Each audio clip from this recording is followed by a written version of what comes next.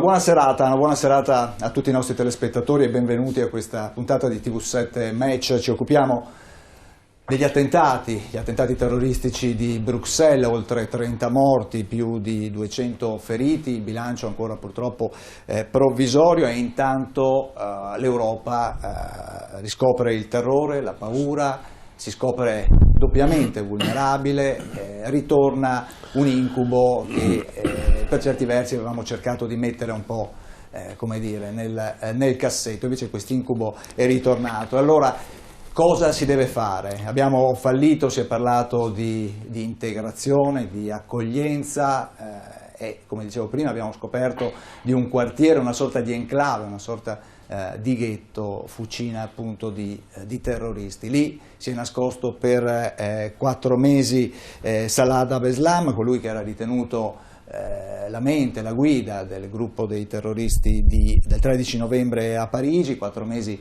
di latitanza, probabilmente anche coperto da chi gli stava attorno. Questi sono temi importanti anche perché molti, anzi sicuramente 2 degli attentatori che si sono fatti saltare in aria all'aeroporto di Bruxelles, nella metropolitana, erano già stati segnalati, arrestati, alcuni poi erano stati appunto rimessi anche in libertà, passati anche per l'Italia per rientrare in Siria, poi ritornare in Belgio. Insomma, il sistema della sicurezza ha mostrato tutta la sua debolezza, la sua vulnerabilità. Di questo parliamo questa sera a TV7 Match, lo facciamo con gli ospiti che ho in studio, ve li presento subito. Alla mia sinistra Federico D'Inca, parlamentare del Movimento 5 Stelle. Buonasera. Buonasera a voi tutti, grazie di essere qua. Grazie a lei. Al suo fianco Shols Surme, giornalista curdo iracheno. Buonasera Shols, grazie di essere tornato qua nei nostri studi. Al suo fianco Massimo Cairalà, docente di lingua araba all'Università Ca' Foscari di Venezia. Buonasera professore, grazie di essere tornato nei nostri studi. Il nostro editore Ermanno Casen, buonasera. Buonasera. E grazie anche a lei. Al suo fianco Alessio Morosin, leader di Indipendenza Veneta. Buonasera Morosin. E al suo fianco Stefano Valdegamberi, consigliere regionale Veneto della lista Zaia. Buonasera Presidente. a tutti. Buonasera Valdegamberi, grazie anche a lei di essere qua. E allora, io dicevo, una situazione che ha mostrato tutta la sua vulnerabilità, l'Europa che si è scoperta veramente indifesa. Forse questo è stato quello che è pesato di più, se possibile, oltre chiaramente in primo luogo alle vittime e all'atto per certi versi folle. Valdegamberi, io inizierei da lei. Ma dopo la cattura del terrorista, quello che era latitante da diverso Salah tempo, Abdeslam, sì. Il quale, tra l'altro, il periodo di latitanza lascia appunto intendere quanto come ci sia un contesto anche di copertura attorno a queste persone, altrimenti non sarebbe possibile una latitanza così per lungo tempo. Ma dopo, diciamo, questa cattura io mi sono quasi immaginato, vedrà che succede qualcosa a Bruxelles, chissà la cosa che però mi sarei aspettato era la sorpresa, è stata la grande vulnerabilità di una situazione dove praticamente questi fatti sono stati sarebbero prevedibili, perché si doveva aspettarsi qualcosa, e un posto come l'aeroporto, così a venire una metropolitana a vedere questi attentati, insomma, lascia intendere che è un messaggio per dire: noi se vogliamo colpiamo dove vogliamo, in qualunque punto, perché sono i luoghi di solito più presidiati, quelli degli aeroporti, e hanno colpito lì, potevano colpire in altri posti facendo ancora magari più danni e più vittime, e quindi dimostra tutta la vulnerabilità di un sistema. È pur vero che oggi, dove ci sono quartieri interi, dove ci sono città intere, a me viene in mente quando c'era il terrorismo in Italia. Il terrorismo in Italia si è sconfitto quando c'è stata una massa, un'opinione pubblica generale che non faceva più copertura ai terroristi, non c'era più nessuno che gli faceva la copertura, e quindi si sono trovati isolati. Ecco, fin tanto che non agiamo all'interno anche del mondo islamico, che in questi conflitti ci sono nelle nostre grandi città europee, finché non c'è una ribellione di questo mondo e l'isolamento di questi soggetti, secondo me non riusciremo a risolvere il problema. Cairalà, in Europa, se non sbaglio errato, ci sono circa 40 milioni di musulmani. Beh, all'incirca sì, se facciamo il conto che La percentuale può variare dal 5 al 7% sul totale della popolazione europea, che è di circa 400 milioni, sì, potrebbe essere questi i numeri. Un numero abbastanza tedioso. Io dicevo prima in apertura che improvvisamente abbiamo scoperto un quartiere di Bruxelles che di fatto è una città dove i giovani non di appena arrivati, però questo è un fatto importante che è bene ribadire anche ai telespettatori. Queste sono persone che sono nate e cresciute qui. Certo. Cos'è che abbiamo sbagliato? Molti hanno detto, diciamo, abbiamo fallito. Parlando ovviamente di integrazione, perché... Assolutamente, cioè, è chiaro che si parla di integrazione, da qualche parte c'è qualcosa che non ha funzionato nel integrare, nel accogliere pienamente questi, diciamo, soggetti che comunque possiamo considerare a tutti gli effetti nati, ma soprattutto culturalmente europei.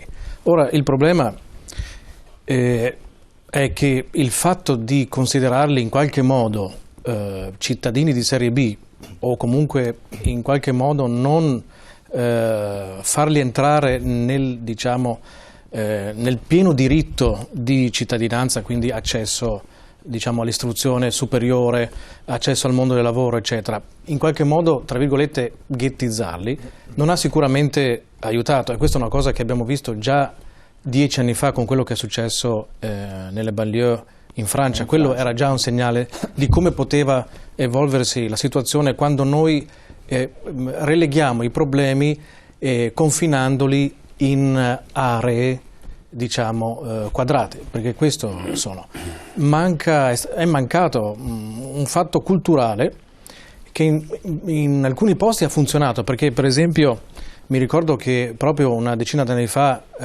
all'Università di Padova avevamo studiato un progetto che riguardava un certo tipo di integrazione avanzata con i cittadini musulmani in Olanda, che ha funzionato partendo molto dal basso, cioè il semplice comune che fa una festa per accogliere i nuovi diciamo, cittadini, per accogliere i rifugiati, per festeggiare una certa ricorrenza diciamo religiosa, un qualche modo di entrare in contatto, partendo però molto dal basso. Certo.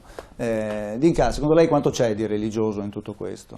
Nulla, non c'è nessuna religione che ti mette una cintura carica di esplosivo e uno zaino con dentro bulloni e pezzi di ferro, chiodi, e poi ti fa esplodere in una stazione, in una metro. Non c'è nessuna religione, perché diversamente allora dovremmo dire che era cristiano anche Karadzic, il boia di Srebrenica, che ha ucciso 8.000 musulmani.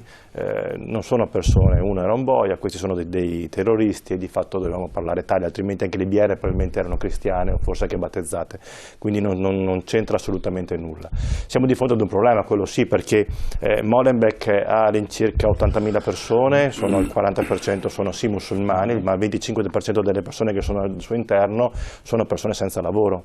Di fatto c'è un problema di gestione della problematica lavoro delle persone che si inseriscono nel nostro paese. Io ho avuto un'esperienza personale, nel 2005 ero a Londra, forse te l'ho già raccontato una volta, quando sono stati gli attentati a Londra li ho vissuti, quindi ero in metropolitana, ero sottoterra, ti fanno uscire, ti trovi con gli elicotteri che ti girano sopra, le persone che sono in assetto dalla guerra, i genitori a casa che ti chiamano ma i telefoni non funzionano. Non c'era nemmeno la rete come oggi, non c'era WhatsApp, non c'era Telegram, ti trovi semplicemente solo tu a tornare a casa a piedi perché si blocca l'intera città, e per le settimane consecutive la città è completamente bloccata. Londra era ferma ad agosto.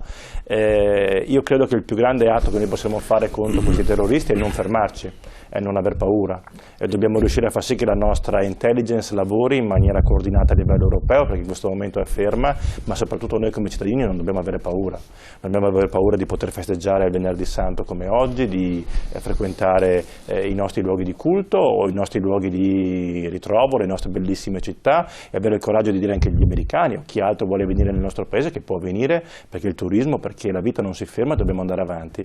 Sono tanti motivi per cui possiamo riuscire sicuramente a fare squadra a livello europeo, è un obbligo per la politica, mettere in disparte le sue problematiche di ordine comune, di piccole o di grandi lotte interne che ci possono essere in un paese. Oggigiorno c'è un nemico ed è il terrorismo internazionale. Professor Casen, Sì. dopo la Francia e il Belgio, c'è un nesso c'è un motivo particolare? Hanno voluto colpire le istituzioni europee o c'è qualcos'altro dietro? Allora, il fenomeno, questo attentato è una cosa disastrosa, quindi non vorrei minimizzare, però da dichiarare, come ho sentito su altre emittenti anche nazionali, che questa è una guerra, ce ne passa. Forse non abbiamo generazioni sufficienti oggi di sapere che cos'è una guerra. La guerra è un'altra cosa. C'è una similitudine tra questi giovani e i giovani del 68. Anche nel 68 c'era la generazione dei padri che avevano fatto la guerra. Sia che fossero di sinistra sia che fossero di destra, ambedue rispecchiavano i problemi non risolti dell'ultimo conflitto e di quello che era successo successivamente. C'è una sorta di instabilità generazionale. La generazione precedente, che si era vista costretta a impegnarsi al massimo per costruire una nazione distrutta e non aveva il tempo effettivamente di fare politica se non subendo quella che normalmente passava come la politica vaticana, che fu poi la democrazia cristiana. Ricordiamo che i primi governi De Gasperi fino all'ultimo governo De Gasperi e quello successivo, quindi siamo nel 52, vengono ordinati da Pacelli, che dettava come fare il governo. Non si erano risolti i problemi, però la gente non aveva più coraggio di andare sulla piazza a protestare. Ci pensarono i figli, la seconda generazione. Io vedo nella stessa cosa che sta succedendo adesso, che la seconda generazione degli immigrati, degli algerini che sono stati massacrati nel loro paese e poi nazionalizzati in Francia, che non hanno avuto il coraggio né la forza né per allevare i figli, lavorare, per riuscire a far crescere i figli, non sono riusciti a esprimere le loro necessità e i figli li hanno incorporate queste cose. E credo che questo sia la risonanza più normale che possa avvenire in queste situazioni. Poi è chiaro che poi quando succedono questi disastri ci si domanda dov'era la polizia e dov'era la intelligence. Allora, se noi diciamo che questa intelligence era stata avvertita da 3 stati, dallo Stato turco che aveva rimpatriato perché quelli erano belgi a tutti gli effetti, non li vogliamo perché sono dei pericolosi dinamitardi. Lo ha detto Israele, attenzione perché questi li abbiamo misurati. Lo ha detto la Tunisia che in questo momento mi pare ne sappia più degli altri, certo, perché sta vivendo un momento critico.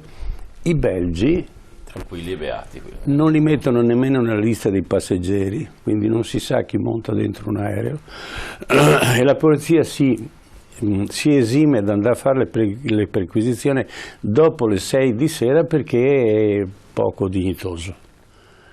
E questo è l'effetto. Allora io penso che telecamere le hanno scoperte in Belgio e ne vendono anche, come ci sono 1000 sistemi per controllare uno dalla mattina alla sera. Vediamo il meccanismo però. Sono sempre in 3. C'è l'accompagnatore e altri 2. È lo stesso sistema che funzionava nel 68 nei vari livelli.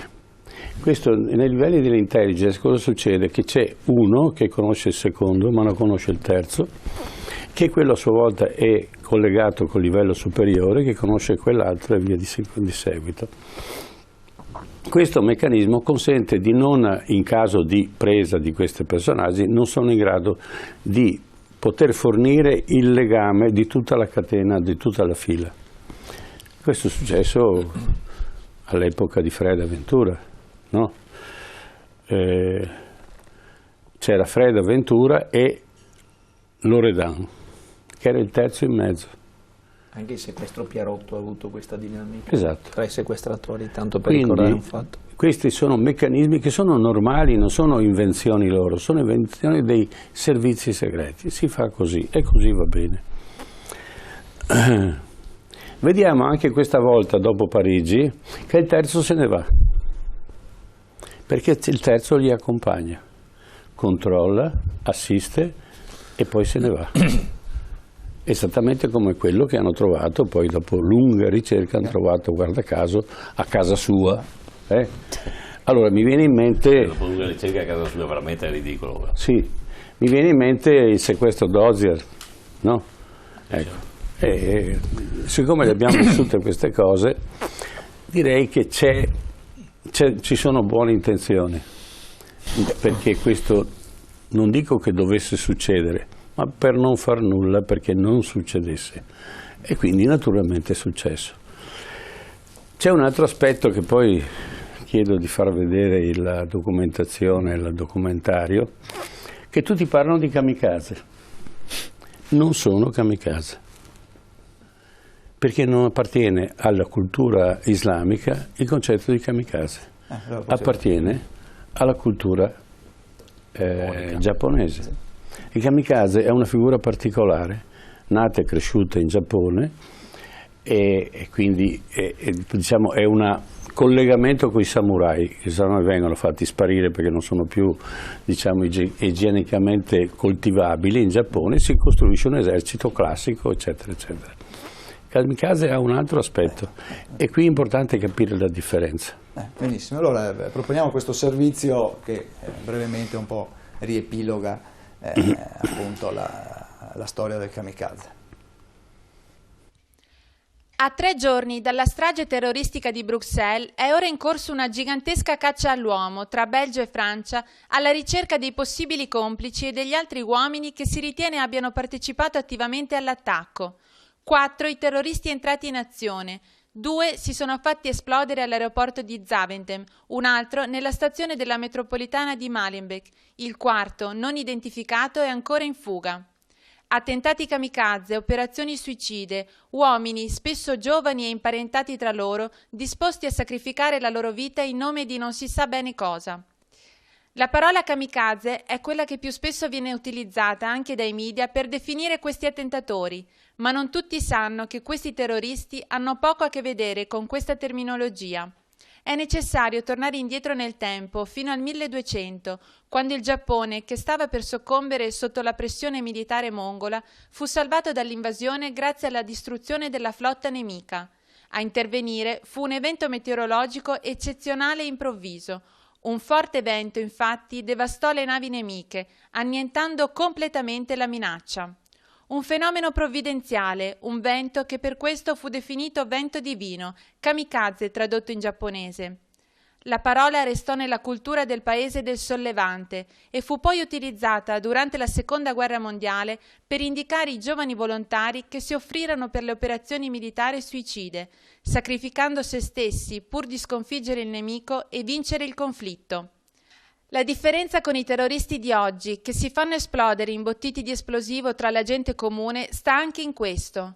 Il kamikaze giapponese era un soldato che combatteva altri soldati, qui invece si colpiscono indiscriminatamente persone indifese. Ecco, professor Casen, poi c'è da fare anche un'integrazione, no? Sì, allora, storicamente c'è un fenomeno in Oriente, e ne parla Marco Polo, che sono gli Ismailiti, detti anche la setta degli assassini, no? Il termine non viene fuori dal fatto che uccidono, ma dal fatto che assumono hashish, la setta degli assassini. La setta degli assassini era diciamo, una parte minima di quello che era il mondo islamico, ed era soprattutto apparteneva al mondo sciita.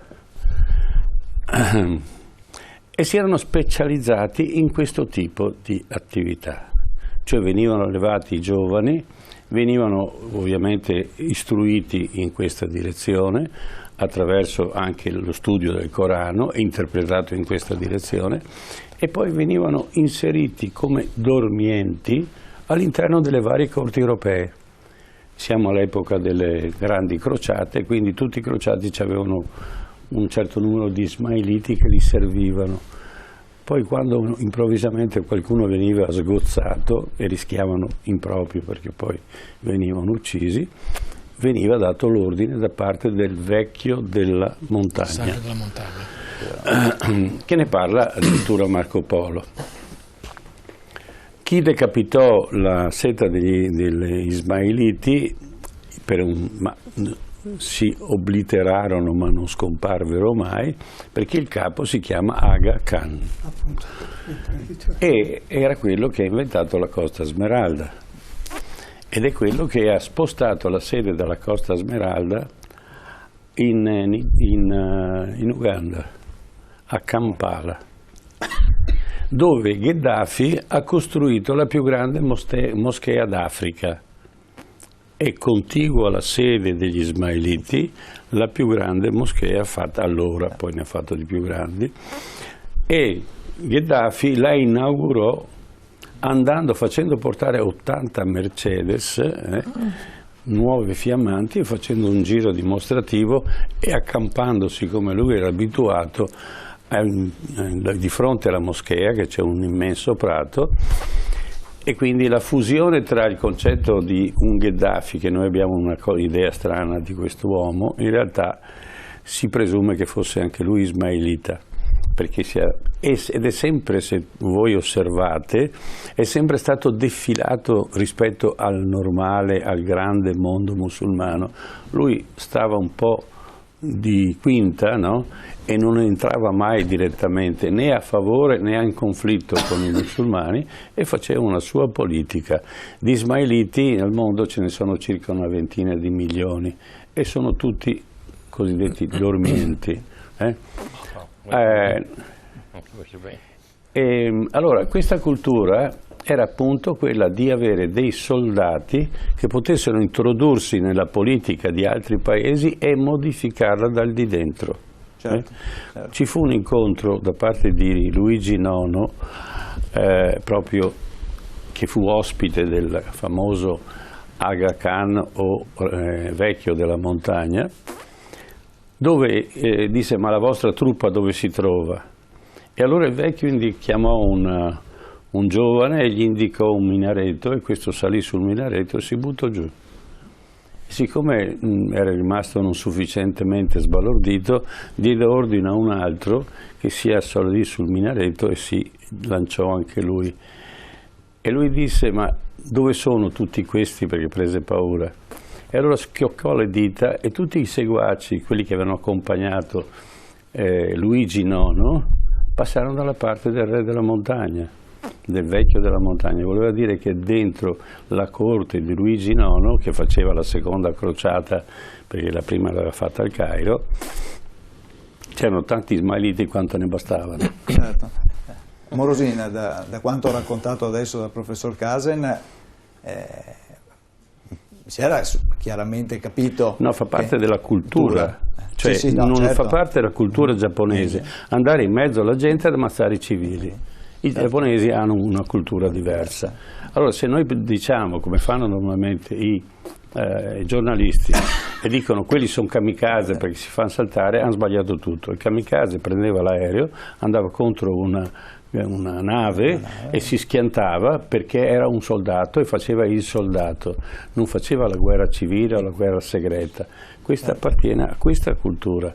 Che poi questi siano o non siano effettivamente degli ismailiti, non lo so, ma certamente fa parte di questa cultura. Certo, si capisce che sono appunto presenti e molto spesso anche le polemiche che si fanno sull'immigrazione forse trova il tempo che trova. Cosa dice Morosini? Ma che ho ascoltato con grande interesse, come sempre, la dissertazione storica puntuale del professor Kasen e credo che questo ci aiuti a capire questo fenomeno, che però comunque rimane un fenomeno estremamente complesso e difficile. Io partirei quindi dalle cose che conosciamo a noi più vicine, perché è da lì che la gente ha bisogno di trarre un ragionamento, fare una valutazione. E le cose a noi più vicine sono queste: le persone che si sono immolate, siano kamikaze o no, che hanno fatto questo gesto disperato anche contro se stessi, 2 fratelli sono innanzitutto dei soggetti privi di identità, perché lo fanno in nome di un califfato che dovrebbe rappresentare una rivendicazione contro gli infedeli, in nome di un certo Islam, ma non sappiamo quale sia. Ma in realtà questi fino a poco tempo fa erano noti per essere dei criminali tout court, per aver compiuto dei reati comuni, rapine, per aver fatto uso di droghe, per praticamente aver vissuto in modo esattamente contrario a quelli che sono i precetti di un Corano, che sia sunnita, che sia sciita o ismaelita addirittura, secondo le dotte indicazioni del professor Casa. Quindi da questo bisogna partire. Quindi abbiamo dei soggetti che sono fortemente motivati nelle loro condotte, che sono condotte criminali, condotte disperate, da una realtà che sta emergendo a casa noi, accanto a noi, vicino a noi, troppo vicino a noi, dentro la nostra società, perché probabilmente noi abbiamo accettato che questo accadesse, o la politica si è disinteressata a quello che stava accadendo. Le scelte di politica estera dell'Unione Europea non sono estranee a quello che è accaduto. Le scelte di esportare la democrazia in aree, in culture, all'interno di popoli che non hanno voglia o non conoscono la democrazia, non so quanto sia stato produttivo. Quindi tutti questi elementi messi insieme fanno ritenere che quello che accade è difficile da decifrare. Dipende da dove si vuole leggere questa realtà, dal punto di vista politico, dal punto di vista sociologico, dal punto di vista storico o dal punto di vista religioso. Certo è che questi 3 soggetti, almeno quelli ma anche quelli che erano stati coinvolti nella vicenda del Bataclan, e alcuni di questi sono i medesimi, certo. E non si può dire che erano degli integralisti islamici. Forse hanno utilizzato l'idea dell'ISIS, di questa rivalsa storica che il califfato vorrebbe interpretare nel modo peggiore possibile, per esprimere la mancanza di identità, perché vengono da famiglie, hanno una storia probabilmente che li collega a quel mondo, ma loro hanno vissuto in modo completamente diverso, lontano da quelle realtà, ripeto. Quindi è la mancanza di un'identità sociale, di emarginazione, come si diceva prima, di una mancanza di integrazione. E quindi il problema diventa politico quando fenomeni come questi, dalle banlieue francesi ai ghetti di Bruxelles, dove vi è una grande maggioranza di persone che nulla hanno a che fare con Parigi e con Bruxelles, che però hanno scelto o sono stati indotti o hanno pensato che in queste aree sarebbe stata la loro vita futura, senza riuscire ad integrarsi, evidentemente hanno creato questo fenomeno che poi, per mano di soggetti che hanno radicalizzato la loro mancanza di identità, perché non sono quello che rappresentavano i loro genitori e non sono nemmeno quello che nel territorio dove hanno cercato di inserirsi avrebbero potuto essere. Quindi abbiamo dei disperati, è un tema estremamente difficile una questione estremamente difficile da dipanare, da chiarire. Quindi io credo che sia importante lavorare politicamente per questo, che sia fondamentale per l'Europa, quell'Europa di cui lei, dottor Tirato, diceva, un'Europa indifesa. Un'Europa indifesa, ma un'Europa senza proposte, un'Europa che all'ultimo momento, abbiamo visto il Consiglio regionale, ma vediamo a noi anche nel piccolo della politica, improvvisamente dice no al burqa, no al niqab, quando fino a qualche semestre fa su questo diceva no per la libertà, perché in fondo è giusto che l'espressione religiosa, cioè dobbiamo noi rincorrere una proposta per affrontare queste tematiche con una visione anche culturale diversa da quella che fino ad oggi ci ha accompagnato. Scholz, prima di andare in pubblicità, allora l'identikit fatto da Morosin. Ho ascoltato con molto interesse quello che è stato detto, Tullio. Il discorso, io partirei con il punto della sicurezza. Quando penso che noi curdi abbiamo 30 km di distanza al confine con l'ISIS e del 2004 non sono successi degli attentati, anzi il 21 marzo c'era il Capodanno curdo, il giorno si chiama Navruz, e i curdi hanno potuto festeggiare senza subire nessun attentato, e ripeto sono 30 chilometri, perché c'è un aeroporto, l'unico aeroporto in tutto l'Iraq è l'aeroporto internazionale di Erbil, che passano giornalmente i politici, i ministri, i primi ministri dei paesi occidentali, giornalisti, uomini di affari, e in pratica non ha mai subito niente. Perché? Per un semplice motivo, perché certe volte può darsi qualcuno dirà ma se andiamo a prendere dei curdi esempi di sicurezza, no, è la conoscenza. Ormai conoscono tutti i trucchi dei terroristi e particolarmente dall'ISIS. E primo, secondo, c'è una complicità fortissima all'interno della cittadinanza, dei cittadini. Cioè tu sali su un taxi, è un tassista normalissimo, ma sapendo, anche perché in questo momento nella città di Erbil ci sono 1,5 milioni di profughi provenienti sia dalla Siria che dal centro e il sud dell'Iraq, e la maggioranza sono cristiani, fra l'altro, che in questi giorni, il fatto che è Pasqua, festeggeranno sicuramente.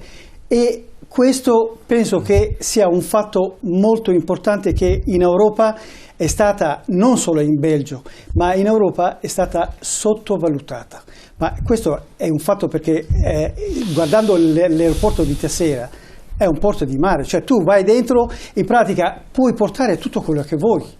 E questo in un momento così difficile, perché poi per esempio nel caso dell'Italia abbiamo la Libia alle porte in pratica, perciò cioè, il fatto che abbiamo abbassato la guardia. Esatto, che poi diceva anche l'avvocato Morosini prima, il discorso di questi balordi che si fanno scoppiare, cioè innanzitutto io direi che questi non sono né carne né pesce, cioè questi in pratica, nonostante che siano nati in Europa, ma sono sottocultura, purtroppo appartengono alle famiglie che non hanno avuto quella capacità di poter allevarli anche a cultura di origine, perciò non sono stati né carne né pesce, e l'ISIS, guarda caso, cerca, è alla ricerca dei individui di questo tipo. Tanto vero che ultimo Amiro, che è stato preso dai curdi, ha confessato per trovare un kamikaze, cioè io uso questo termine professore, anche se non è questo, ci impiegano moltissimo tempo, perché devono trovare l'individuo che è proprio adatto per questo tipo di azione. Perciò questo credo che sono delle cose che in questi giorni ho sentito di tutto e di più. Io spero che la politica non marci su questo, perché è un problema che riguarda tutta l'Europa, tutta l'Italia, destra, sinistra, centro, sopra, sotto, perciò come tale deve essere guardata. Certo, allora andiamo in pubblicità e dopo cercheremo di capire che cosa si può fare per arginare questo fenomeno. Qualche minuto di pubblicità, torniamo subito.